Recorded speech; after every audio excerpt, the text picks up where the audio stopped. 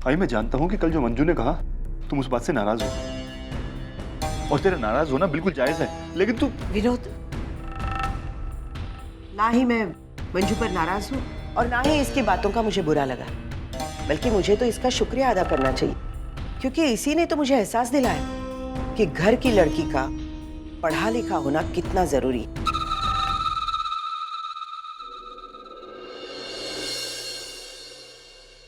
मैं नहीं चाहती कि अर्चू तुम दोनों पर बोझ बनकर रहे, इसीलिए मैंने ये फैसला किया है।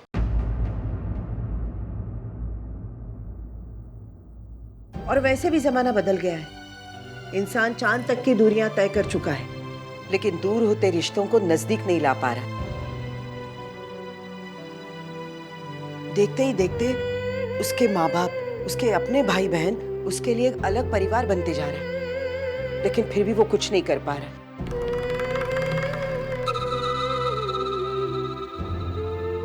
लेकिन आई नहीं, मैं इसमें किसी को दोषी नहीं मान रही। समय के साथ साथ हर इंसान बदल जाता है, और जिस तरह हमने अपनी गृहस्थी निभाई उसी तरह हमारे बच्चे भी निभाए, ऐसी उम्मीद तो हम कर ही नहीं सकते ना। आज भी तुम्हारी आत्या पर कोई मुसीबत आती है ना विनोद, तो तुम्हारे बाबा भागे भागे जाते हैं और रक्षाबंधन के 7-7 दिन पहले उनकी राखी का इंतजार करते हैं। आज के जमाने में तो ये होने से रहा। आज हर कोई अपने लिए जीना चाहता है, तो मैं भी अपने अर्चू को अपने लिए जीना सिखाऊं।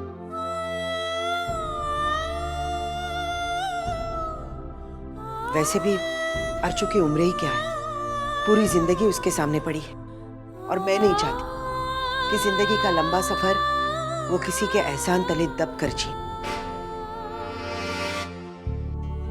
आई तू ऐसा क्यों बोल रही है?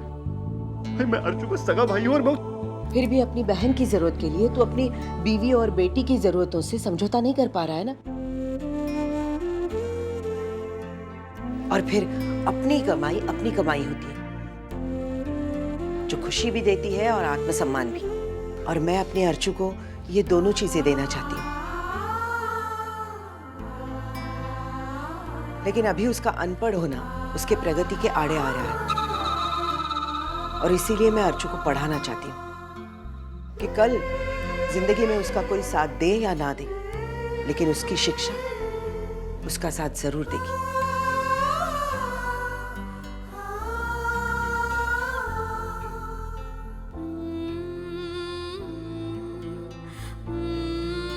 मैं अपने अर्चू को जिंदगी में हारने नहीं दूंगी, और जहां तक पैसों का सवाल है, मैंने उसका भी इंतजाम कर रखा है।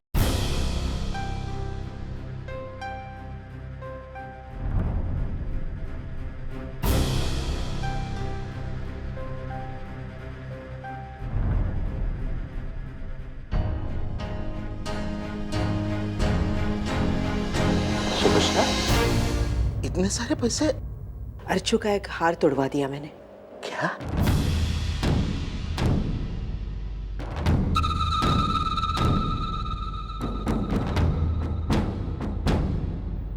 जब तक उसकी गृहस्थी बचने की हल्की सी भी उम्मीद थी ना, मैंने उसके सारे गहने संभाल कर रख दिए थे। लेकिन जब उसकी सास उसका मंगलसूत्र भी उतरवा कर लेकर गई, तब उन गहनों को रखकर क्या फायदा? ये गहने उसकी गृहस्थी को खड़ा नहीं कर पाए, लेकिन मुझे पूरा विश्वास है कि वो अर्चू को अपने पैरों पर जरूर खड़ा करेंगे।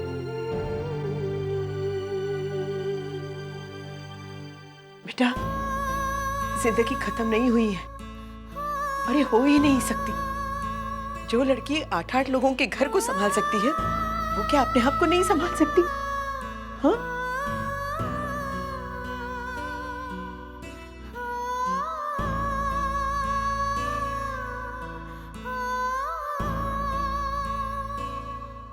बुरा मत मानना विनोद, लेकिन तुम्हारी बीवी ने आज मुझे सिखा दिया है कि इंसान को अपने पैरों पर खड़ा होना बहुत जरूरी है, क्योंकि इंसान को सहारा तभी मिलता है जब वो किसी को सहारा देने के काबिल हो। और मैं अपने अर्चू को काबिल बनाऊंगी। मंजू, तू अपनी बेटी के बारे में सोचकर कुछ गलत नहीं करेगी। मैं भी आज से अपने अर्चू के बारे में ही सोचूंगी। जो जो तू अपनी बेटी के लिए करना चाहती है ना, वो सब मैं अर्चू के लिए करूंगी।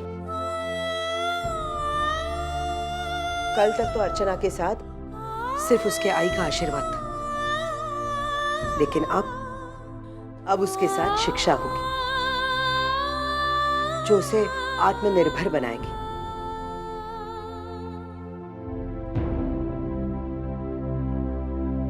शुक्रिया बेटा, तुमने मुझे अपनी जिम्मेदारियों का एहसास दिलाया।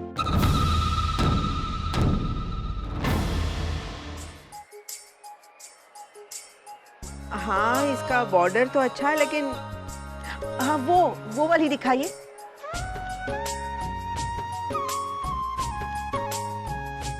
ये अच्छी है, इसका तो पल्लू भी अच्छा है। ये अर्चू पर बहुत अच्छी लगेगी।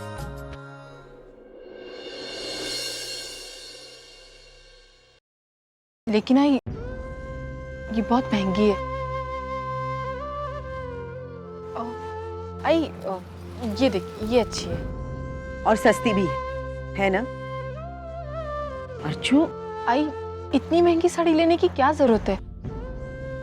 मतलब हम इन पैसों से बचत कर सकते हैं और फिर घर में तेरे ही काम आएंगे ना। अर्चू, तू हमेशा अपने आई के बारे में, अपने घर के बारे में सोचती है। अरे कभी अपने बारे में सोच। घर के खर्चे के बारे में सोचने के लिए बाकी लोग हैं ना। मैं नहीं चाहती कि आज तू अपनी पसंद को लेकर कोई समझौता करे।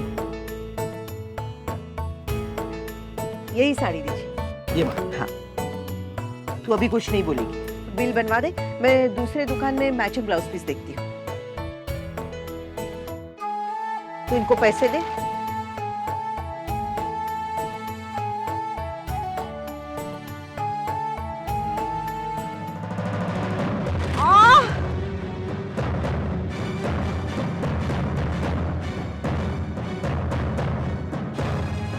आई,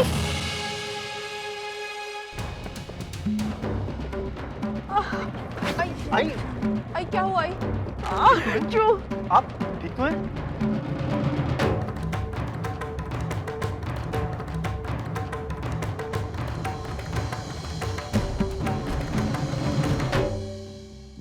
आइए आप।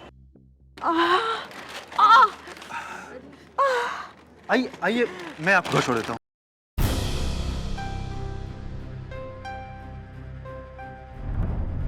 नहीं बेटा, हम चले जाएंगे। आई, आप अपने पैरों पे ठीक से खड़ी नहीं हो पा रही, आप घर कैसे जाएंगे? आई, मैं आपको अपनी गाड़ी पे छोड़ देता हूँ, आराम से।